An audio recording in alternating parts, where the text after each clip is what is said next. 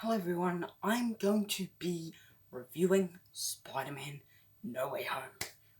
I'm just still trying to figure out what the... Whoa. This movie. Anyway, Spider-Man No Way Home is directed by John Watts, written by Chris McKenna, Eric Summers, based on Spider-Man by Stan Lee and Steve Ditko, produced by Kevin Feige and Amy Pascal, starring Tom Holland, Zendaya, Benedict Cumberbatch, Jon Favreau, Jamie Foxx, well, kind of obvious because the villains, as Electro, Willem Dafoe, Alfred Molina, Benedict Wong, Tony Revolor, Marissa Tomei, the cinematography from Mauro Foro, edited by Jeffrey Ford and Lee Folsom Boyd, music by Michael Giacchino, production companies from Columbia Pictures, Marvel Studios, and Pascal Pictures, distributed by Sony Pictures released December 13th, 2021 at Fox Village Theatre for the premiere, and December 17th, 2021 in the United States, and December 16th in New Zealand and Australia. The movie ran for like 2 hours and 13 minutes, so yeah, it was a good time. A good runtime.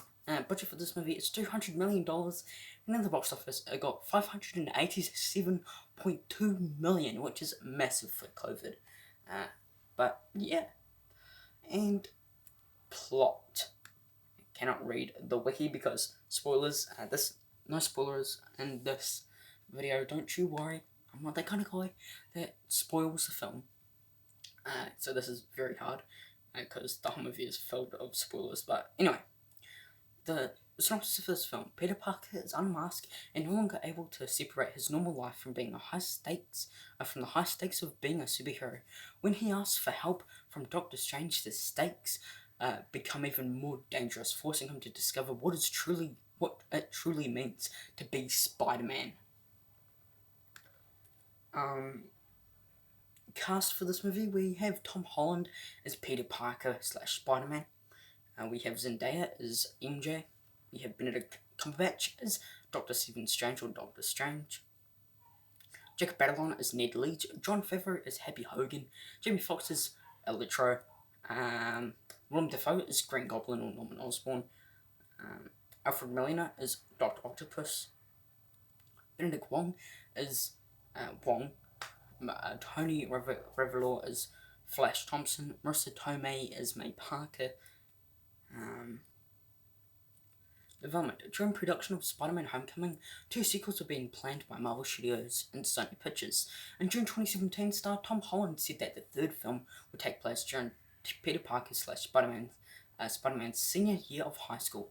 In July 2019, Marvel Studios President Kevin Feige said that the third film would feature a Peter Parker story that has never been done before on film. Due to the ending of the second Spider-Man Far From Home, which publicly revealed that Parker is Spider-Man, Homecoming and Far From Home director John Watts expressed interest in Kraven the Hunter being the main antagonist of the third film, having pitched Holland on the idea. By August 2019, development on 2 new Spider-Man films had begun, with Sony hoping Watts and Holland would both return.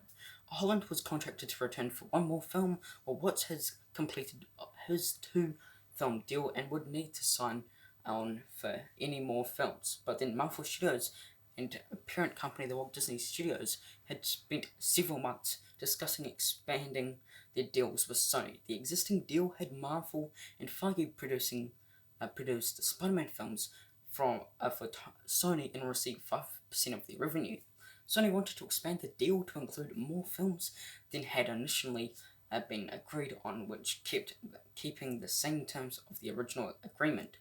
Disney expressed concern with Feige workload producing the Marvel Cinematic Universe franchise already and asked for a 25 to 50 stake in any future films Feige produced for Sony. Unable to come to an agreement, Sony announced it will be moving forward on the next Spider-Man film without Feige or Marvel's involvement. The statement acknowledged that this would change the future. I thanked Feige for his work on the 2 films and said that they appreciated the path Feige has helped put us on, which we will continue. Chris McKenna and Eric Summers were writing the screenplay for the third film by the time of Sony's announcement, also doing also doing so with Far From Home. But Watts was receiving offers to direct large films from for other studios instead of returning to the franchise, including potentially working on a different property for Marvel Studios and Feige. In September, Sony Pictures Entertainment chairman Tony Verrocchio said that for the moment the door is closed on Spider-Man returning to the MCU, and confirmed that the character would generate with Sony's own shared universe, Sony's Spider-Man Universe (SSU).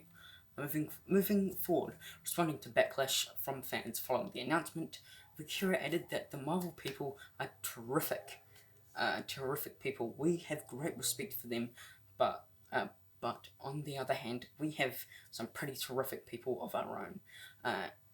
Feige didn't do all the work. We're pretty capable of doing what we have to do here. However, after the fans' reactions continued to Disney's biannual conversation, D23 and the urging of Holland, who personally spoke to Disney CEO Bob Iger and Sony Pictures Motion Picture Group chairman Tom Rothman, the companies returned to negotiations. Now, let's get into my thoughts for Spider-Man No Way Home. Before I get started with my spoiler review, it will be out on Thursday, because I'm seeing it again on Thursday.